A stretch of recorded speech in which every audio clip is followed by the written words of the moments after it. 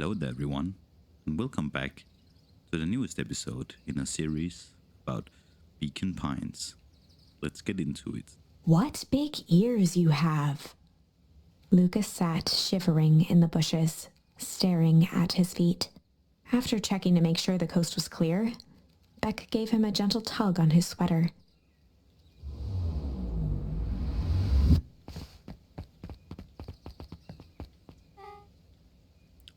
What's wrong?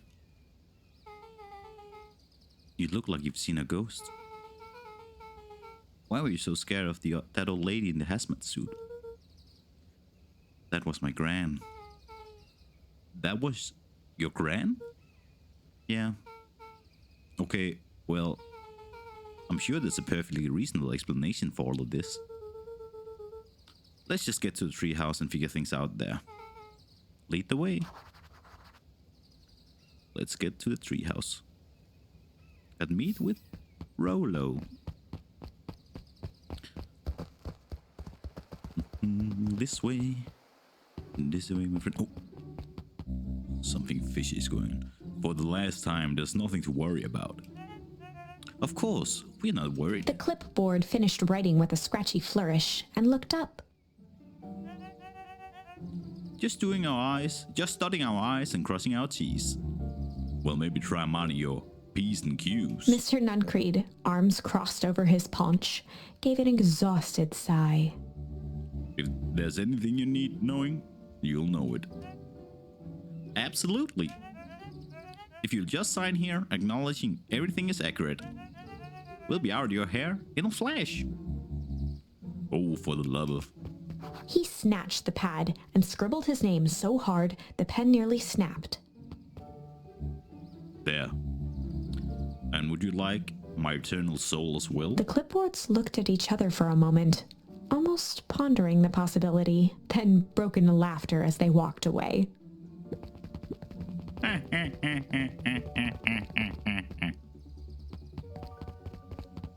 Let's talk to Mr. Nuncreed. Hi, Mr. Nuncreed. Oh, Luca. Let me give you some advice. Next time someone you don't know asks to hear your thoughts, give him a good hard bop right in the kisser. Oh, Gran tells me to just keep away from the clipboards. That's good. That's good. Your Gran is a smart lady, Luca. Speaking of which, you better run along home now. Too dark out to be wandering on your own. Bye, Mr. Nuncreed. Let's see what's going on in this dusky old town. Where is she in her book now? The answers you seek will be revealed to you in due time. The question is the figure intoned. Are you prepared to live with the truth? Oh, it's the foreshadowing again. It's foreshadowing something about Gran. What are these guys up to? Another day, another dollar. See you tomorrow, see? Have you noticed how all the perennial harvest folks order the same drink? Decaf cappuccino with extra foam. Why? I don't know. Just thought it's a little odd.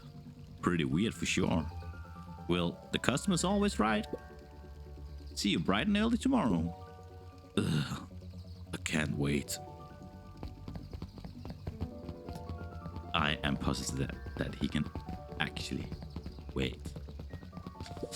What's these guys up to?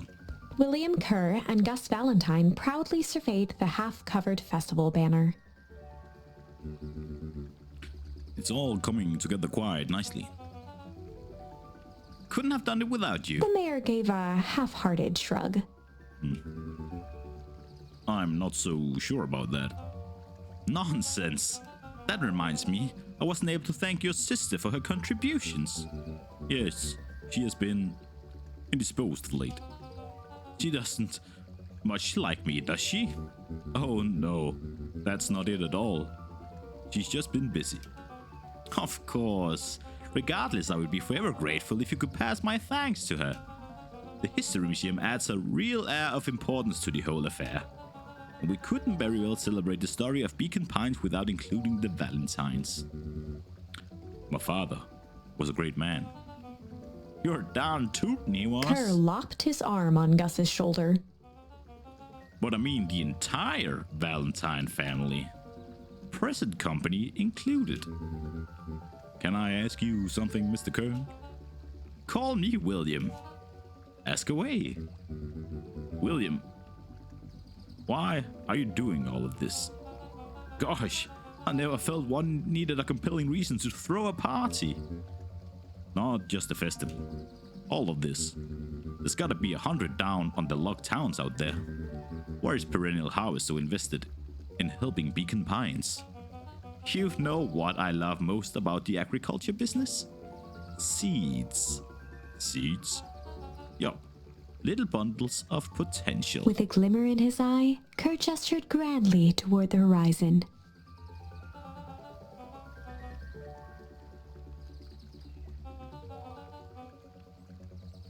You nurture a seed, right?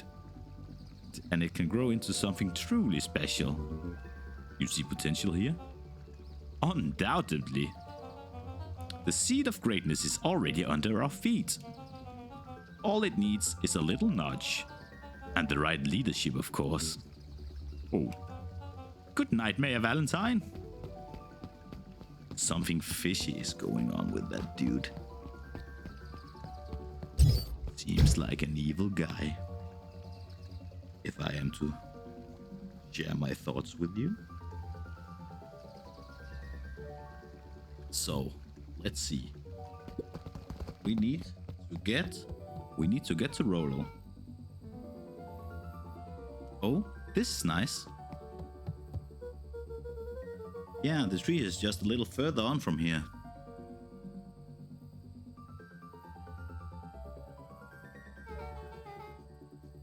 So, what's your buddy Rollo like? Rollo? Well, he's Rollo. Not particularly helpful. Sorry, I've just never thought about it. Lots of energy. He's funny, even when he's not trying to be. Things have been tough for his family since the fall harvest. It's about damn time you tell me what this fall harvest thing is. It's a kind of long story. Hit me with the highlights. Okay. There used to be a fertilizer company here called Valentine's. They were kind of a big deal. Oh, big deal fertilizer. It was a big deal to us. Their stuff really worked. Farmers loved it. So Valentine's grew and grew. Beacon Pines pretty much grew around it. Most everyone in town either worked for Shabba Valentine or used his fertilizer. Things were good. I'm sensing a big but.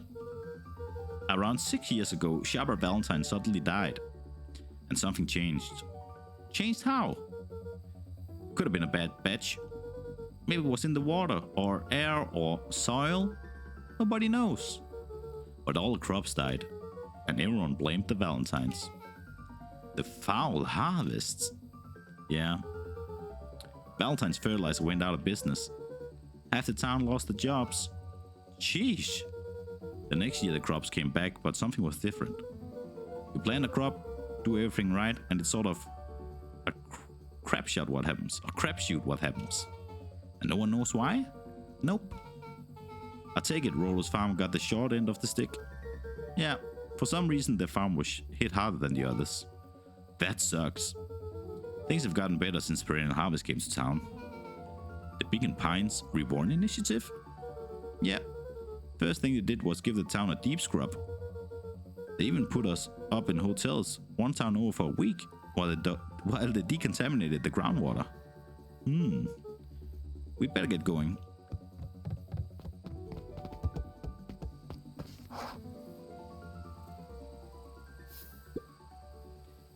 It's about time. Was about to give up and go home. Who's the new kid? Name's Beck. You must be Rollo. I see my reputation precedes me. Welcome to Mission Control. Rollo waggled his head with pride. You'll find we spared no expense in construction. I've seen worse looking piles of junk. Thanks. Hey, Luca, you know the security concerns we talked about? Yeah? While I was waiting, I made some improvements. Let me lock this baby down for a little test infiltration. Can't be too safe these days.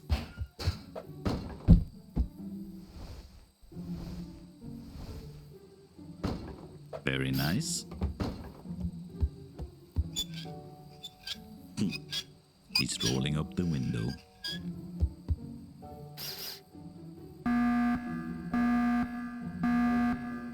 Quite the alarm. He goes all out, doesn't he? Always. So, do we need to hit this with some junk? Seems like it. Let's see if I can manage. Yeah. Another one.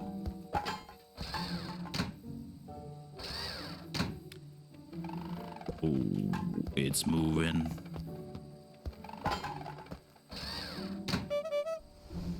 Honk honk.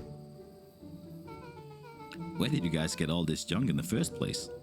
There's a guy in town named Jeff who trades us junk for snacks. Junk food for junk. Nice.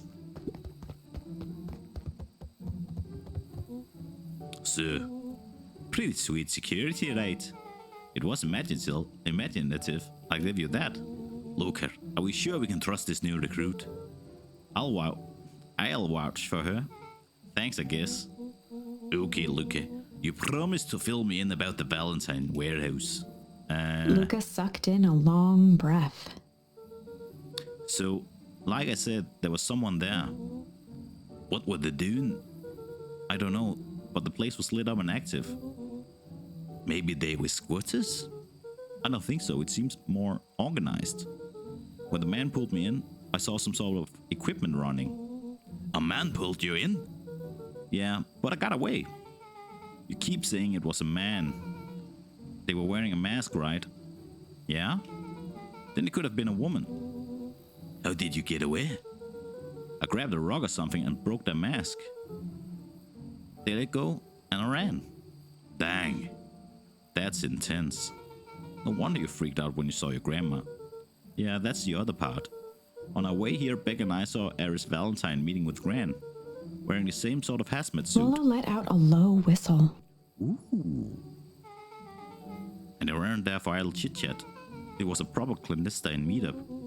So let me get this straight. There's an operation in full swing at the Valentine warehouse.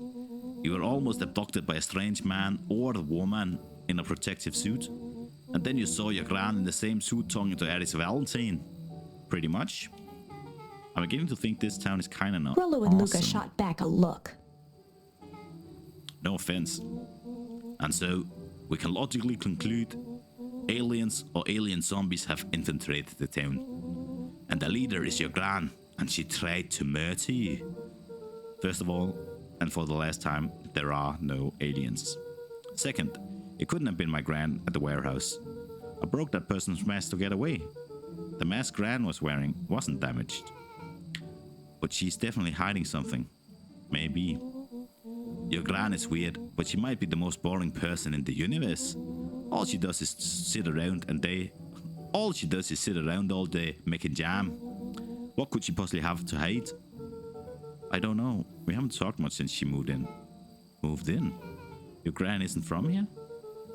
No, she came a few months back to take care of me after his mom went missing. Did you know your Gran before? Not really, no. It's been years since I'd seen her. Luca, don't take this the wrong way, but are we sure your Gran is on the up and up?